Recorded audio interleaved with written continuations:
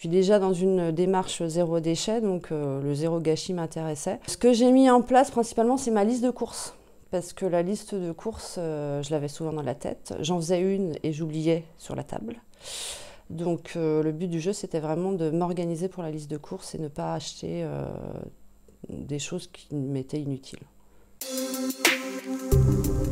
La réduction de mes déchets, je crois que c'était 1 kg par personne de réduction entre le début et la fin.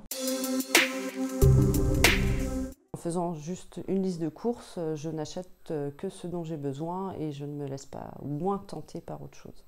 Alors j'arrive à anticiper la bonne quantité grâce à des outils que justement cette opération m'a donné. J'ai une feuille avec la quantité moyenne par aliment à consommer, par personne, etc. Donc je la reprends assez régulièrement. Je sais que j'ai un grand mangeur à la maison, un ado de 16 ans là.